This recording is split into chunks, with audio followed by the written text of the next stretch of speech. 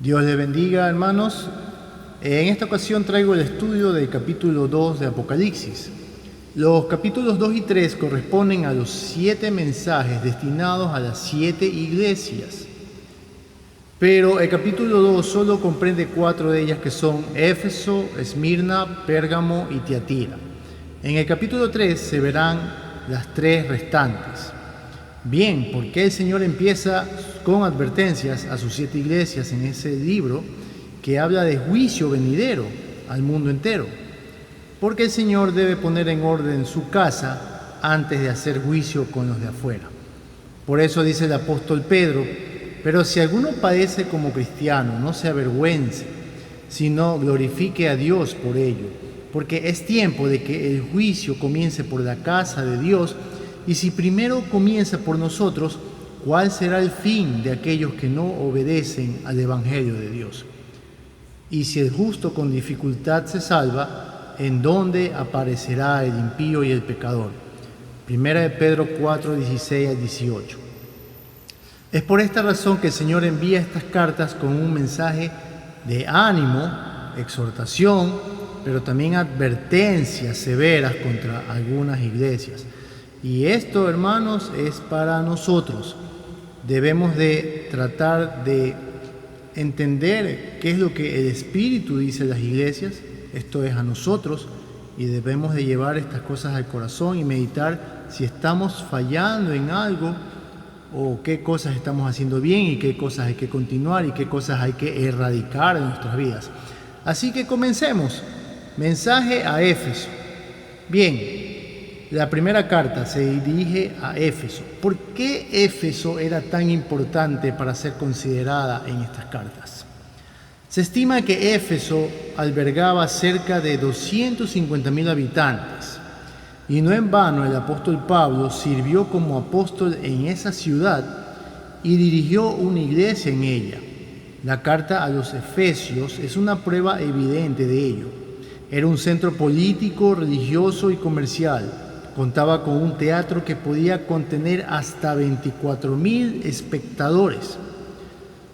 Ahí en ese teatro discutieron por el tema de Diana de los Efesios, precisamente porque se había erigido el templo en esta ciudad a esa divinidad pagana. Fue en esta ciudad que Apolos predicó, que Pablo enseñó durante 3 años, según Hechos 20:31. También Pablo estuvo ahí impartiendo el Espíritu Santo, poniendo sus manos sobre unos creyentes que solo habían oído acerca del bautismo de Juan. En esta ciudad también se quemaron libros de magia cuyo costo ascendía a 50,000 piezas de plata, que, dicho sea de paso, este valor representaba más de 130 años de trabajo de un jornalero. Imagínate, el Evangelio había impactado con tal fuerza que hasta los brujos dejaban sus hechizos, sus libros, y quemaban esos libros. Y no eran libros baratos, eran libros muy caros. También fue en esta ciudad en que se formó un gran alboroto por causa de la idolatría de sus habitantes en cuanto a Diana de los Efesios. Todo eso usted lo puede revisar en Hechos capítulos 18 y 19. Como pueden oír, Éfeso era una ciudad muy, pero muy importante, no solo para el mundo antiguo, sino también para la difusión del Evangelio en el primer siglo de la era cristiana. Así que con este conocimiento preliminar, analicemos esta carta. Dice Apocalipsis 2:1: escribe al ángel de la iglesia en Éfeso, el que tiene las 7 estrellas en su diestra, el que anda en medio de los 7 candeleros de oro, dice esto: el Señor Jesús ha prometido estar con su iglesia hasta el fin del mundo. Por lo tanto, lo vemos aquí en medio de esos 7 candeleros de oro, teniendo cuidado de nosotros, y las estrellas en su mano, que son los obispos de cada una de estas iglesias. Ya lo habíamos visto en el capítulo 1. Bien, continuando con los versos 2 y 3. Yo conozco tus obras y tu arduo trabajo y paciencia, y que no puedes soportar a los malos. Y has probado a los que se dicen ser apóstoles y no lo son, y los has hallado mentirosos. y has sufrido y has tenido paciencia y has trabajado arduamente por amor de mi nombre y no has desmayado. Bien, el Señor Jesús es un ejemplo de maestro. Él sabe que va a llamar la atención. Sin embargo, comienza destacando las buenas obras que esta iglesia tenía. Así debemos también nosotros llegar a los hermanos para corregirlos. Estas obras eran ejemplares, arduo trabajo, paciencia y que no soportaban a los malos. Esta iglesia es un ejemplo de bastante trabajo y doctrina correcta. Además, probaba a los que decían ser apóstoles, pero no lo eran. Ojalá fueran así todas las iglesias de hoy. Pero con qué facilidad las iglesias actuales reciben a cualquier falso apóstol, lo elogian, lo engrandecen y se les lleva el dinero a todos sus seguidores. Y lo peor es que dejan confundidos a los miembros de las iglesias con sus falsas enseñanzas. Éfeso, por su parte, verificaba a cada uno de estos que se autodenominaban apóstoles y en algunos casos pues los hallaba mentirosos. Ellos no permitían la infiltración de falsas doctrinas. El mismo apóstol Pablo les había advertido 40 años atrás que se cuidaran de los lobos rapaces que se iban a introducir y devorar al rebaño, como dice Hechos 20:29. Recuerden que el tiempo en que se está escribiendo estas cartas es el año 96 de la era cristiana, y recuerden que Pablo y Pedro mueren alrededor del 63 a 65 de la era cristiana. Bien, también se nos dice que fue una iglesia que había sufrido y había soportado con paciencia todas esas pruebas, y todas esas cosas las hizo por amor del nombre del Señor Jesús y se ha mantenido así. Verso 4. Pero tengo contra ti que has dejado tu primer amor. ¡Qué terrible! Tanto trabajo, excelente doctrina y nada en el corazón. Me recuerda a algunas iglesias por ahí. Nótese que habían comenzado bien, esto es, que habían trabajado por amor de su nombre, pero se habían olvidado de lo primordial, de lo que era la motivación de sus obras, el amor al Señor. Entendemos entonces que no es lo mismo ser disciplinado en el Evangelio que hacer las cosas por amor de su nombre. El libro de Iván Barchuk hace una analogía con un matrimonio en el cual la esposa le hace las cosas al esposo porque es su obligación, mas no porque le ama. Hay muchos hogares así destruidos internamente, en el que permanecen juntos los cónyuges por obligación, por los hijos, por la sociedad, por el qué dirán, pero carecen de amor. ¡Qué pena! Este era el caso de la iglesia de Éfeso.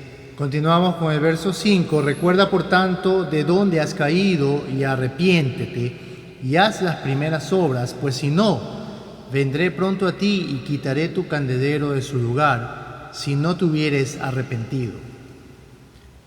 El Señor le manda recordar en qué punto Éfeso se olvidó del amor y se quedó con la disciplina solamente. También nosotros debemos hacer eso, debemos de recordar cómo éramos cuando recién conocimos al Señor Jesús. Quizás dejamos de hacer cosas que a Dios le agradaba y las cambiamos por cosas que no le agradan. Le dice que se arrepienta y que vuelva a trabajar como al principio, o sea, con el corazón. Está hablando de una iglesia evangélica que atravesó muchos sufrimientos por causa del Evangelio. Le dice que se arrepienta. ¿De qué? De no trabajar con amor. Puede ser un predicador que habla solo porque debe hacerlo. Puede ser un evangelista que trabaja mensualmente, solo porque hay que ganar más personas para la iglesia. Ministras música cada semana en la iglesia solo porque percibes un salario o una ofrenda. Cuidado con eso. Si pierdes el amor al Señor Jesucristo, debes arrepentirte. John MacArthur nos dice que el ejemplo de Éfeso nos muestra que las creencias correctas y el servicio externo no pueden compensar un corazón frío.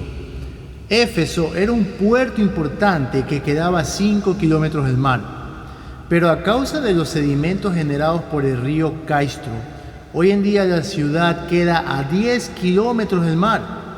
Con el paso de los siglos, la ciudad quedó deshabitada y hoy solo quedan las ruinas a las cuales visitan miles de turistas al año. ¿Será porque no se arrepintió la iglesia en Éfeso, que la quitó de su lugar? Recuerda que la advertencia era que si no se arrepentía, el Señor vendría a esta iglesia. No se refiere a la segunda venida. Que vendría a esta iglesia y su candelero sería quitado de su lugar. Y la iglesia física es el candelero, el lugar geográfico donde se asentaba. El verso 6 dice: pero tienes esto, que aborreces las obras de los nicolaitas, las cuales yo también aborrezco. A favor de Éfeso también estaba que odiaba las obras de los nicolaitas. Ahora, ¿quiénes exactamente eran los nicolaitas? No se sabe con precisión. En Hechos 6:5 se nombra a Nicolás, uno de los 7 diáconos designados por los apóstoles para que se encarguen de la administración de la comida. Algunos hermanos de los primeros siglos asociaron a este diácono como uno que se desvió de la sana doctrina y formó la secta de los nicolaitas. Pero no hay evidencia que demuestre que esto fue así. Cualquiera que fuera la doctrina, esta conducía al pueblo de Dios a la inmoralidad y a la maldad, como se verá en este mismo capítulo más adelante. Verso 7. El que tiene oído, oiga lo que el Espíritu dice a las iglesias. Al que venciere le daré a comer del árbol de la vida, el cual está en medio del paraíso de Dios. El que tiene oído, o mejor dicho, el que presta atención a estas palabras y no las menosprecia, esa persona puede oír lo que el Espíritu de Dios le está hablando a estas iglesias. Al que venciere, porque esto es una lucha, no una comodidad, se le dará a comer del árbol de la vida en el paraíso de Dios. Esto es la vida eterna. Precisamente de ese árbol Adán fue impedido comer. Génesis 3:24. Recordemos lo que Juan dijo en su primera epístola: porque todo lo que es nacido de Dios vence al mundo, y esta es la victoria que ha vencido al mundo, nuestra fe. ¿Quién es el que vence al mundo sino el que cree que Jesús es el Hijo de Dios? Y esa es nuestra victoria. Bien, continuamos con el mensaje a Esmirna. Según el libro de Barchuk, este nombre significa amargo. Según MacArthur, el nombre se deriva de la palabra mirra, elemento utilizado como perfume y para embalsamar a los muertos. En todo caso, era una ciudad que padeció bastante persecución, como veremos inmediatamente. Es importante recalcar que a esta ciudad el Señor Jesús no reprocha. Lo mismo sucede con Filadelfia. A todas las demás el Señor al menos le da un reproche. Otro dato importante es que a pesar de que la ciudad de Éfeso, que vimos anterior, fue vuelta a ruinas con el paso del tiempo, Esmirna, por su parte, permanece hasta el día de hoy con el nombre moderno de İzmir en Turquía. Verso 8. Y escribe al ángel de la iglesia en Esmirna: el primero y el postrero, el que estuvo muerto y vivió, dice esto. ¿Por qué el Señor se presenta con estas características que ya vimos en el capítulo 1? Una de estas características que decía que estuvo muerto y vivió. Y es precisamente para decir a Esmirna que la muerte no tiene poder ni sobre él ni sobre sus hijos, pues se les promete a los que venzan que la segunda muerte no les afectará. Dice el verso 9: yo conozco tus obras y tu tribulación y tu pobreza, pero tú eres rico, y la blasfemia de los que se dicen ser judíos y no lo son, sino sinagoga de Satanás. El Señor conocía muy bien la persecución que esta ciudad había padecido. Se dice que desde Nerón hasta Constantino, estamos hablando del año 64 al 313 después de Cristo, hubo 10 grandes persecuciones y la última de estas duró 10 años. En el año 160 de la era cristiana, intentaron quemar a quien fuera discípulo del apóstol Juan en esta ciudad. Esto es Policarpo, obispo de la ciudad. Un viento sopló y el anciano no recibió daño de la fogata que habían armado. Sin embargo, el verdugo lo asesinó con un hacha. Después de este evento se mataron a cerca de 2.300 cristianos más. Vemos en estos hechos históricos la magnitud de la tribulación que padeció la iglesia en Esmirna. Es importante saber que la palabra tribulación significa opresión o estrechamiento, opresión de la sociedad para que los cristianos hagan cosas malas, renuncien a su fe y sean como los demás de su sociedad. Esmirna soportó la opresión de las autoridades y de la sociedad de su tiempo y no renunció a su fe. Qué diferente a muchos cristianos por ahí que cuando su jefe lo presiona en algún evento social termina tomando licor en el trabajo. Qué diferente a los cristianos de hoy que no soportan la opresión de caer en la fornicación. Aprendamos de Esmirna, tiene bastante que enseñarnos. Los judíos de esa ciudad odiaban a los cristianos y los acusaban de muchas cosas falsas, tales como canibalismo, inmoralidad, destructores de hogares, ateos. ¿Por qué? Canibalismo, porque el Señor Jesús nos dijo en la cena que comamos su cuerpo. Entonces muchos inconversos malinterpretaban a sabiendas las palabras del Señor Jesús. ¿Por qué los acusaban de inmoralidad? Porque decían que se casaba un hermano con una hermana. Entonces ellos tergiversaban la información y decían que se estaban casando entre hermanos de sangre. ¿Por qué les decían daña hogares o destructores de hogares? Porque la fe dividía a padres e hijos y a veces hasta cónyuges. Y eso es verdad. También los acusaban de ateos porque los cristianos se abstenían de toda fiesta religiosa pagana romana. Para los romanos de aquellos días, uno era ateo cuando no creía en todos los dioses que ellos creían. Entonces, como la fe cristiana solamente cree en el único Dios, para los romanos eso era como una especie de ateísmo, porque dejaba de lado todos los demás dioses que tenía Roma y que se asocian también muchos de ellos con la mitología griega. Bien, estas eran las cosas que más acusaban falsamente a los cristianos. Pero para empeorar la situación, el emperador Domiciano decretó como pena capital, o sea, que te mataban si no lo hacías, era el castigo a los que se negaban a hacer el sacrificio anual al emperador. Por estas causas ocurría la persecución. Hubo cristianos a quienes mataron, a otros encarcelaron y a otros les quitaron sus bienes. Por esto el Señor dice que también conoce su pobreza. Pero la iglesia era rica. ¿En qué? Como podemos ver, era rica espiritualmente a tal punto que el Señor no la reprende. Bienaventurados los pobres en espíritu, porque de ellos es el reino de los cielos. Bienaventurados los que lloran, porque ellos recibirán consolación. Mateo 5, 3 al 4. En cuanto a los judíos referidos aquí, realmente son judíos, pero aquellos similares a los que crucificaron a nuestro Señor Jesús. O sea, eran unos judíos que no tenían nada de Jesús en su corazón y en sus mentes y en sus vidas. Por esta causa el Señor les llama a ese grupo sinagoga de Satanás.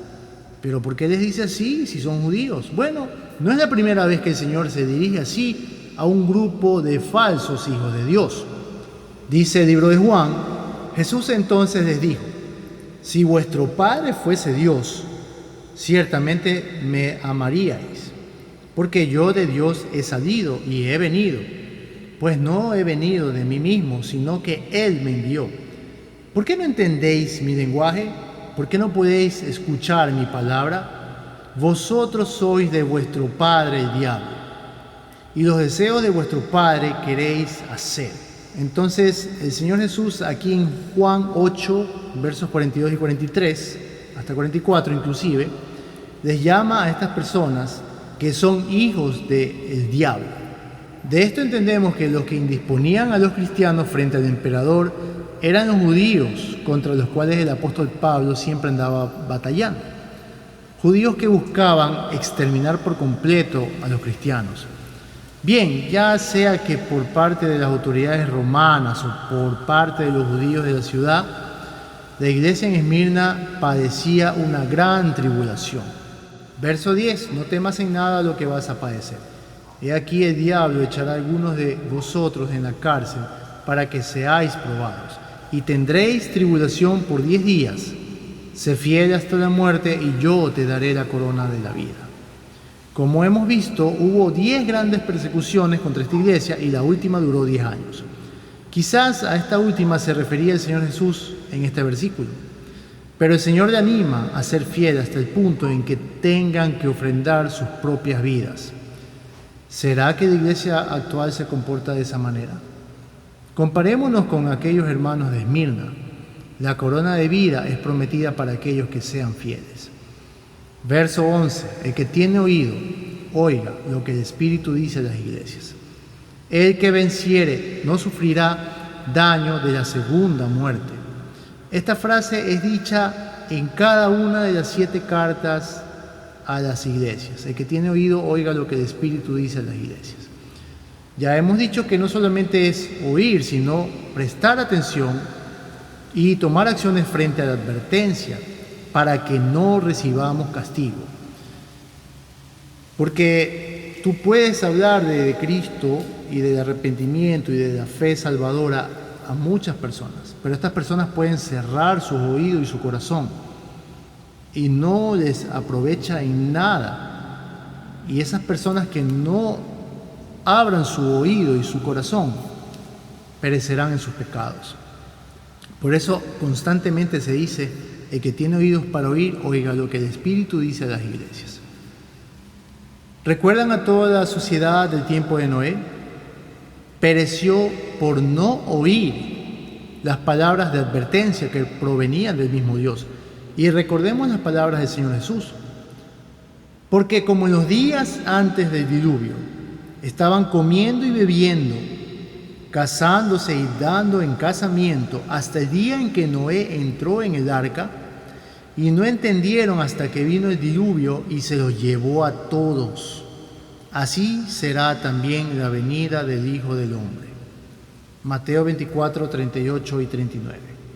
Al final, el Señor anima a la iglesia de Esmirna diciendo que aunque perezca reteniendo su fe, no sufrirá daño de la segunda muerte. No volverán a morir. Así que permanezcamos, hermanos, siendo fieles a nuestro Señor Jesucristo. El mensaje a Pérgamo. Y escribe al ángel de la iglesia en Pérgamo: el que tiene la espada aguda de 2 filos dice esto: cuando alguien muestra un arma, sabes que la puede estar utilizando.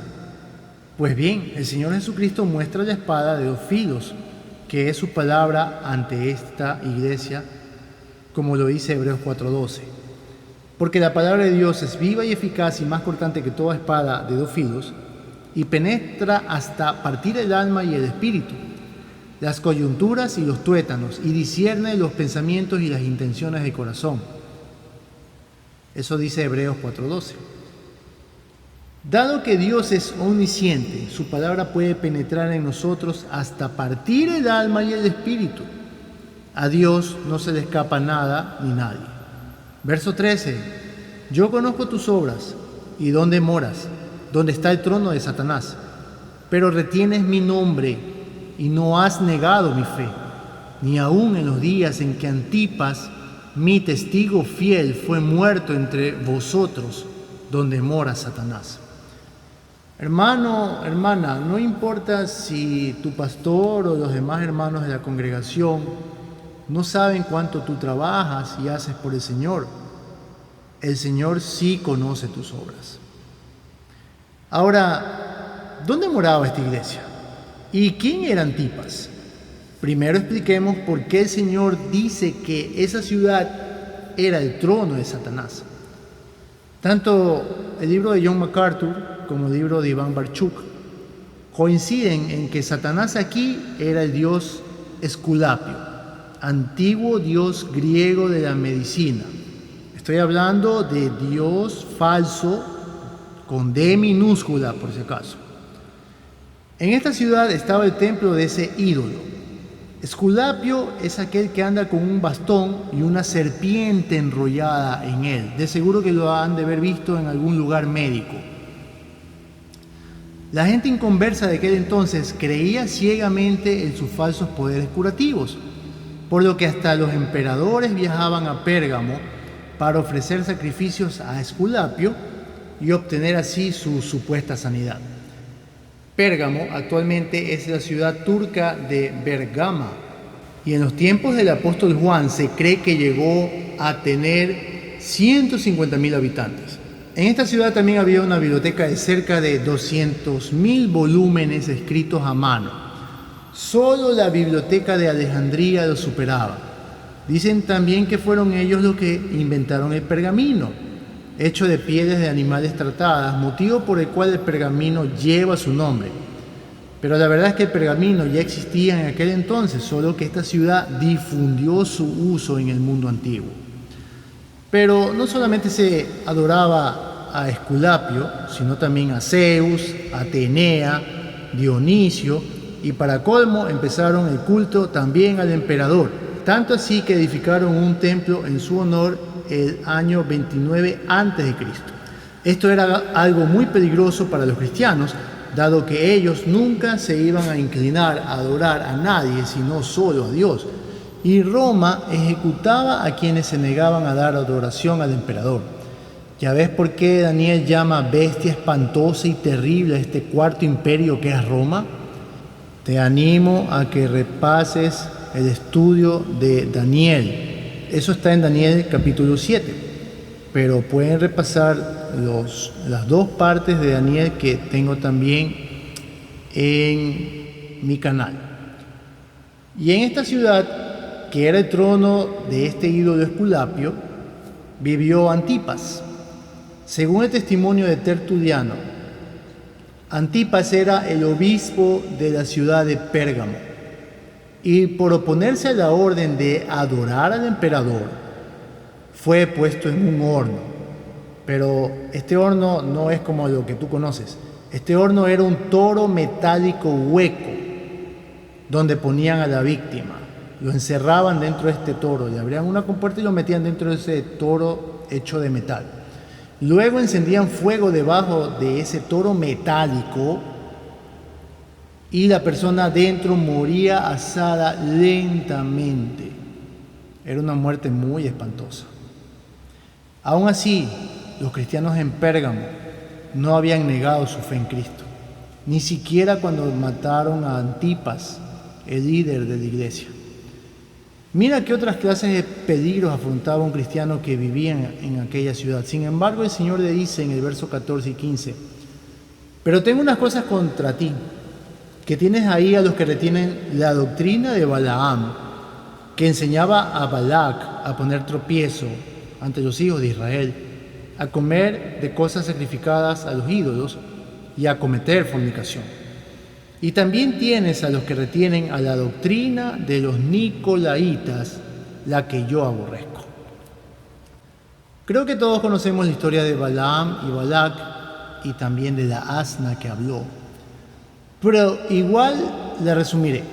Balac era el rey de Moab que tenía miedo del pueblo de Dios cuando éste entró a la tierra prometida. Así que contrató a un profeta que le encantaba el dinero. El trabajo consistía en que este profeta, por cierto extranjero, maldijera al pueblo de Israel para que perdiera en las batallas. Dios, a través de una experiencia inusual con la asna de Balaam, le impidió que lo maldijera. Más bien el profeta terminó bendiciendo a la nación de Israel. Pero lo hizo así porque Dios le dio palabra profética, pero la verdadera intención de este profeta era cobrar por ese trabajo que Balac le pedía. Toda esta historia la pueden leer en detalle en Números capítulos 22 al 24. Lo cierto es que Balaam se quedó con todas las ganas de cobrar el dinero que Balac le ofrecía. Así que si no podía hacer el trabajo de maldecirlos desde afuera, le dio consejos a Balac para que la maldición surgiera desde dentro del mismo pueblo. ¿Cómo? Le dio al rey Balac el consejo de introducir dentro del pueblo a mujeres moabitas que los sedujeran y los hicieran fornicar y sacrificar a dioses ajenos, por lo cual se encendió la ira de Dios contra el pueblo y murieron. Esta parte final de la historia la pueden ver en Números 25. Esta misma estrategia estaba siendo utilizada en contra de la iglesia de Pérgamo. Habían personas que estaban cometiendo fornicación con mujeres paganas, lo cual conllevaba juicio en contra de esta iglesia. No solo que estaban viviendo en pecado e idolatría, sino que también retenían la doctrina de los nicolaitas. John MacArthur nos dice sobre esto: aunque muchos de los que están en el cristianismo en la actualidad hacen poco caso y dan poca importancia a la doctrina y a la teología, esa no es la perspectiva de Cristo. Así es, hermano y hermana, la doctrina es importante. Esta iglesia toleraba la doctrina de los nicolaitas y el Señor les iba a castigar por esa misma razón. Según Iván Barchuk, la palabra nicolaita se deriva de dos voces que son Nico, que significa guiar, y Laos, que significa pueblo.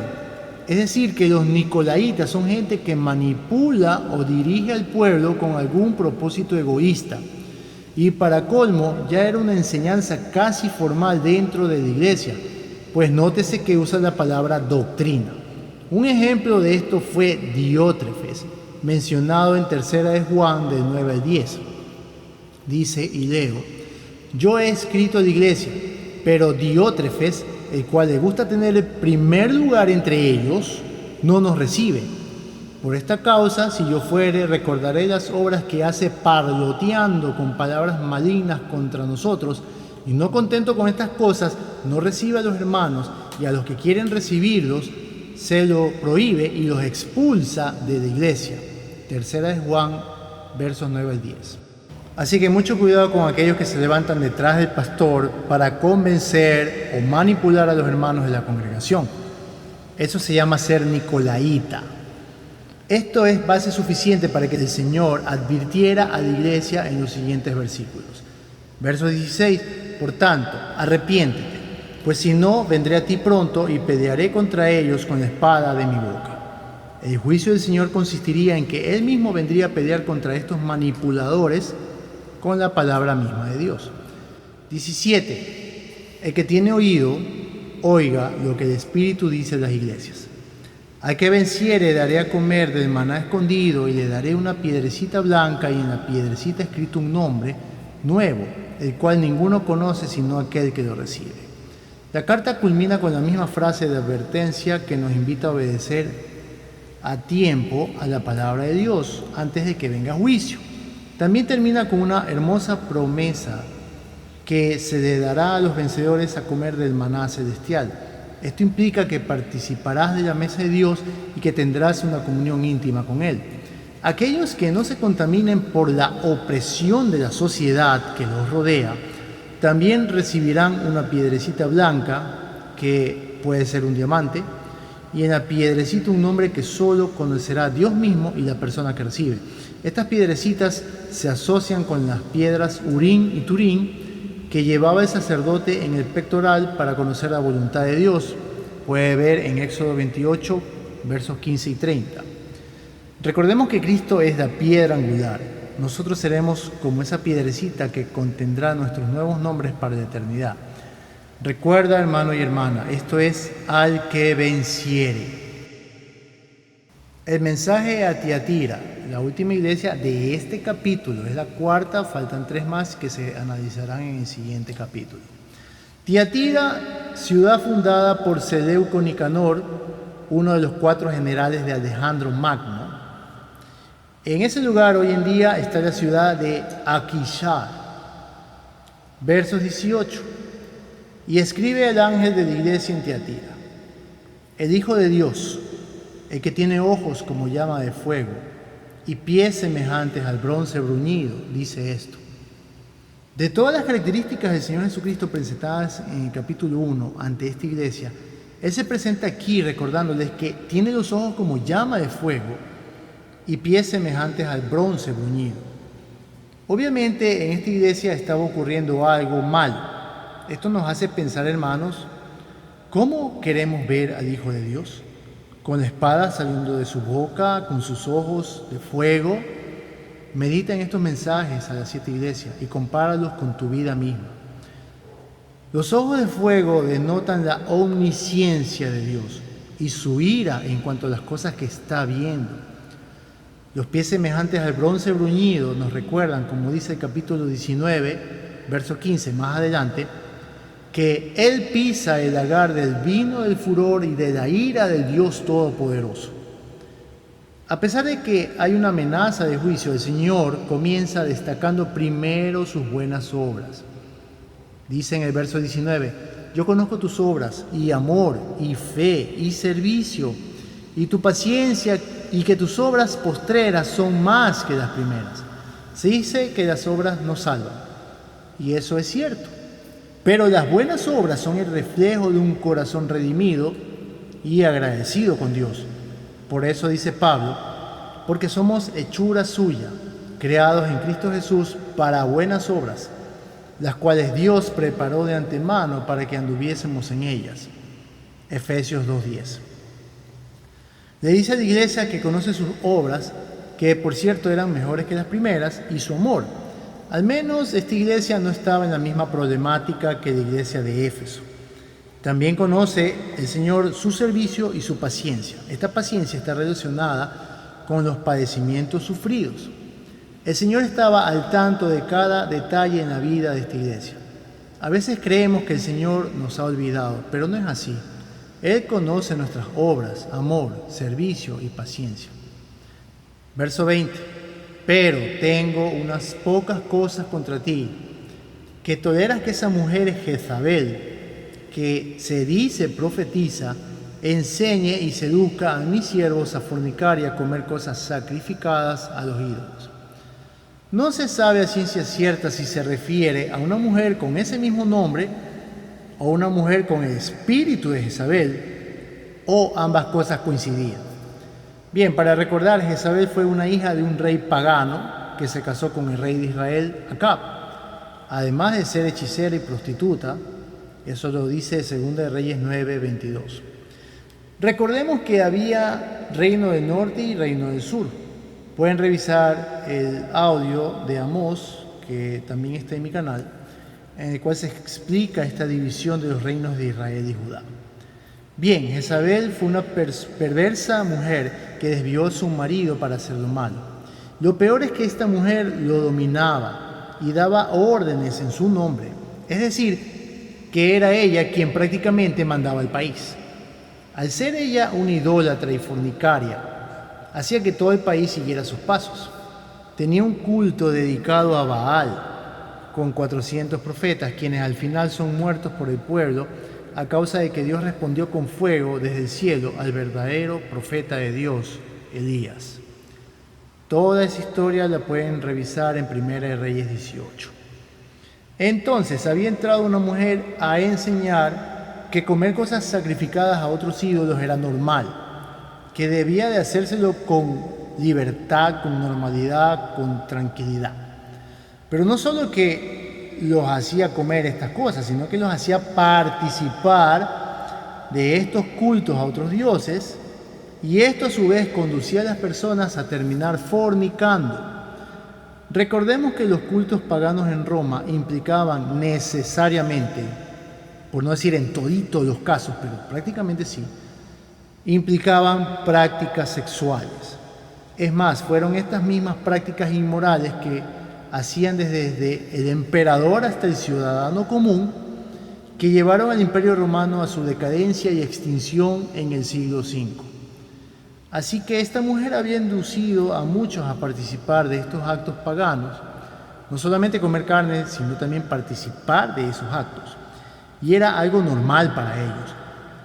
Me recuerda a algunas falsas iglesias que practican pecados y creen que la salvación no se pierde, así que continúan en esos pecados. Como dicen ellos, salvos siempre salvos, y eso no es así, hermanos. También me recuerda a algunos hermanos por ahí que les gusta acariciar el pecado, pero piensan que no han hecho nada malo, como que si metiéndose en un charco de lodo no vas a salir embarrado. Hay cristianos que se meten a ver películas con tinte satánico o con contenido inmoral y piensan que todo esto está bien, que es normal, pero Pablo nos dice en Efesios: y no participéis en las obras infructuosas de las tinieblas, sino más bien reprendedlas, porque vergonzoso es aún hablar de los que ellos hacen en secreto. Efesios 5, 11 al 12. Así que, no porque en una iglesia todos hacen algo mundano, como normal, está bien. No es así. Verso 21. Y le he dado tiempo para que se arrepienta, pero no quiere arrepentirse de su fornicación. Vemos la misericordia de Dios frente a una mujer de tal comportamiento. Pero también vemos la obstinación del ser humano en no abandonar su pecado. Y por no oír la palabra de Dios viene el juicio, como lo dicen los siguientes versos.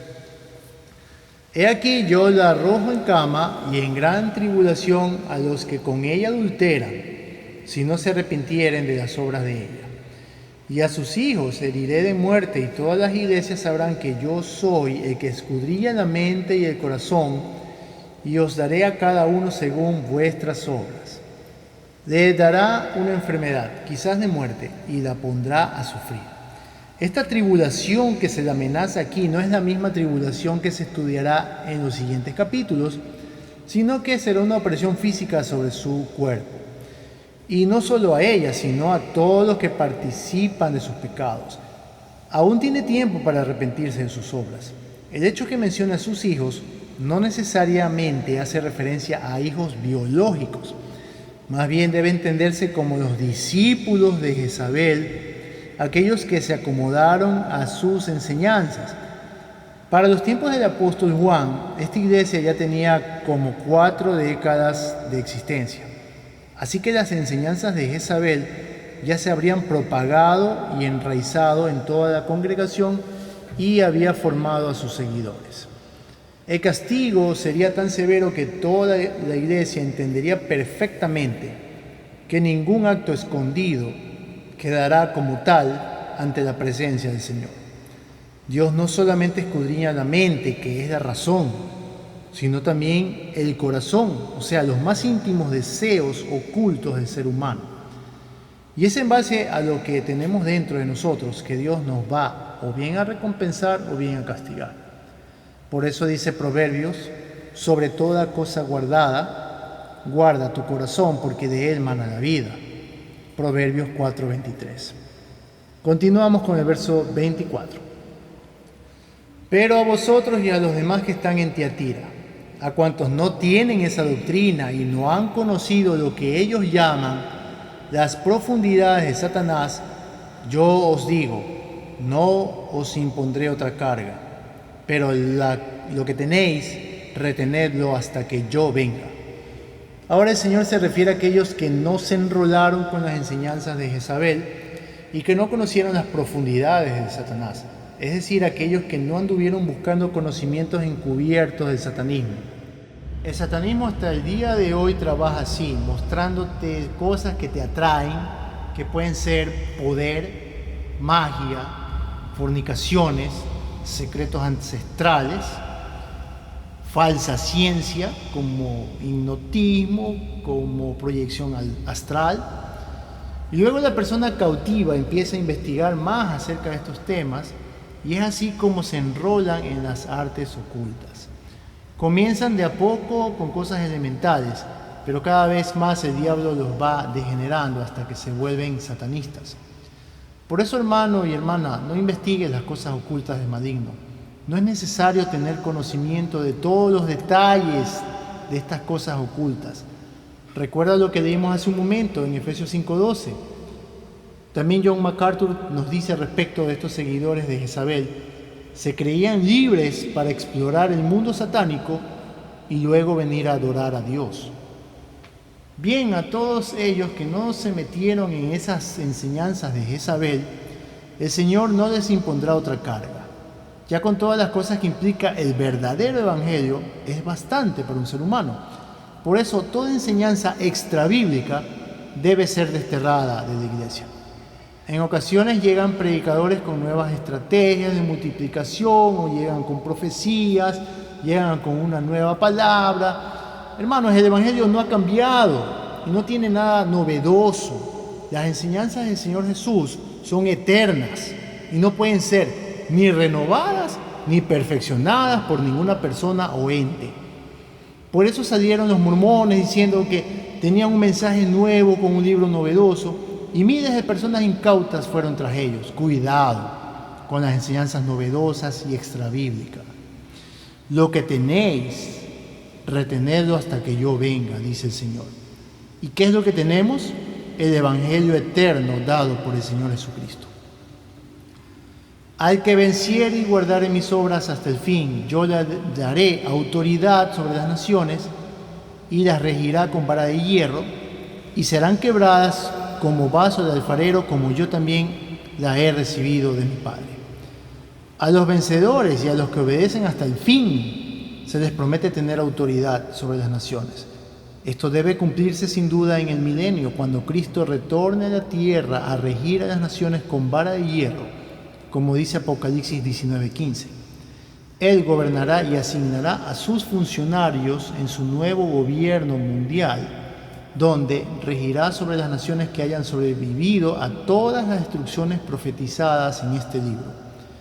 Un gobierno justo, con legisladores justos, durante 1000 años. Hermano, ¿qué pasará después de esos 1000 años? Ya vamos a analizar eso en su capítulo respectivo. Paciencia, que el estudio es largo. Verso 28, y le daré la estrella de la mañana. Esta estrella es Cristo Jesús, a quien los cristianos tenemos en el corazón, dado que el Señor mismo se autodenomina en el 22:16 la estrella resplandeciente de la mañana. Otras interpretaciones es que, como dice Daniel 12:3 y Mateo 13:43, los justos resplandecerán como el sol y como las estrellas de manera eterna. El verso 29 no podía faltar el epílogo de todas las cartas del Apocalipsis. El que tiene oído. Ya se ha dado explicación a esta frase. Pero, ¿por qué se le repite cada vez? Porque quiere que se te quede bien grabado. ¿Tienes oído para las palabras de Dios? Entonces lleva estas palabras a tu mente y a tu corazón y obedécelas, porque son palabras fieles y verdaderas. La advertencia es para evitar que nos perdamos y hay que darles prioridad en nuestras vidas. Con esto termina solo este capítulo, pero el siguiente terminará los 7 mensajes en su totalidad. Por el momento te animo a que estudies este capítulo junto con la Biblia. Te animo también a enseñarlo, a compartirlo, a vivirlo. No te lo guardes para ti solo. Dios te bendiga.